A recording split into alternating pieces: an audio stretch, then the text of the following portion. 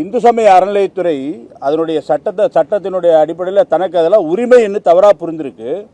தவறாக புரிஞ்சுக்கிட்டு அதை ஒட்டுமொத்தமாக அந்த கோவிலே தன்னுடையது தான் அப்படிங்கிற மாதிரியான ஒரு நிலைப்பாட்டை எடுத்திருக்கிறது. இது அதுக்கு ஒரு எடுத்துக்காட்டு இந்த நடந்த சம்பவங்கள்.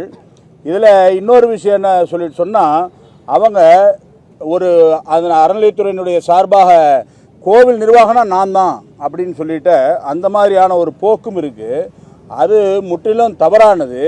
கோவில் அவங்க கிடையாது, கோவிலுக்கு சொந்தக்காரங்க அறநிலையத்துறை கிடையாது. இந்த விஷயத்தை நான் தான் கோயில் நிர்வாகம் அப்படின்னு சொல்லக்கூடிய அந்த வாதம் தவறு அப்படின்னு சொல்லிட்டு நம்முடைய தரப்பு வழக்கறிஞர் முன்னாடி வச்சுருக்காங்க.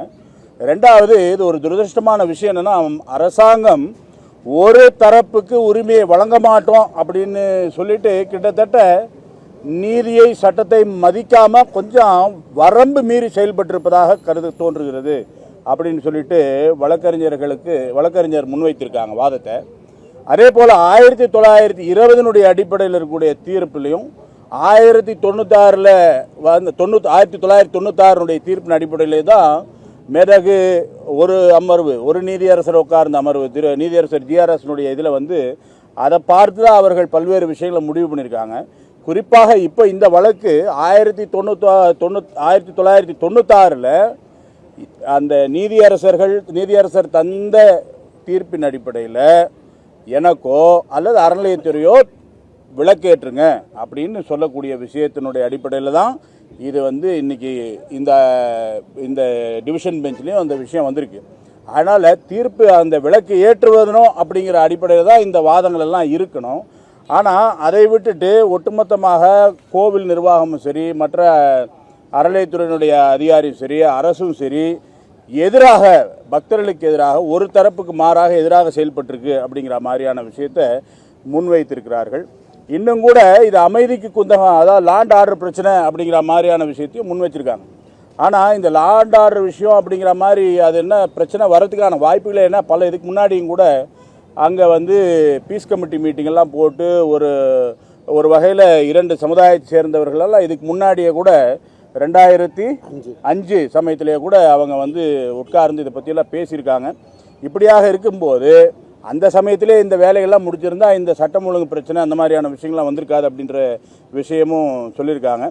பொதுவாக வரக்கூடிய விஷயம் கமிஷனர் ஆஃப் போலீஸ், அதாவது காவல்துறையினுடைய செயல்பாட்டை பற்றியும் சொல்கிறம்போது அவங்க சட்டம் ஒழுங்கு நீதிமன்றத்தினுடைய தீர்ப்பை அமல்படுத்தாமல் அவங்க துரதிருஷ்டவசமாக அவங்க அங்கே பக்தர்களுக்கும் இதை எப்படி நிலைப்படுத்தாமல் இருக்கணுங்கிற மாதிரியான செயல்படுத்தாமல் இருக்கணுங்கிற மாதிரியான ஒரு நிலைப்பாட்டை எடுத்திருக்காங்க அப்படி சொல்லியிருக்காங்க. பொதுவாக இதில் மேதகு நீதியரசர்கள் ஒரு விஷயத்தையும் சொன்னாங்க, ஒரு சமாதான பேச்சுவார்த்தை அந்த மாதிரியான விஷயங்கள் அதை முன்னெடுக்கிறதுக்கான வாய்ப்புகள் இருக்குதான்னு சொல்லிட்டு இதுக்கான முயற்சிகள் 2005 ஏற்கனவே சொன்ன மாதிரி இந்த ஒரு பீஸ் கமிட்டி மீட்டிங் இருக்குது. 2014 இன்னொரு தடவை 96 இந்த மாதிரியான சமயத்தில் கூட முயற்சி செய்திருக்காங்க. ஆனால் இப்போ இருக்கிற காலகட்டத்தில் இது வேணும்னே தாமதப்படுத்துகின்ற நோக்கமாக இருக்கலாம் அப்படிங்கிற மாதிரியான ஒரு விஷயம், தாமதப்படுத்தும் தான் அப்படின்னு சொல்லிட்டு வழக்கறிஞர் அவர்கள் சொல்லியிருக்காங்க.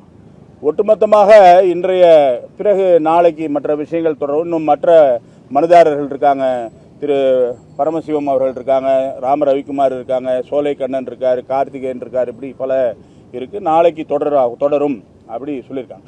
இதில் ஒரு மிக முக்கியமான விஷயம் தொடர்ந்து இந்து முன்னணி சொல்லி கொண்டிருக்கிறது, அறநிலையத்துறைங்கிறது அவங்க பார்க்க வேண்டியது அவங்களுடைய வேலை. அந்த கோவிலை சொந்தமானவங்க கிடையாது, கோயிலுக்கு சொந்தக்காரர் அந்த சாமி தான்.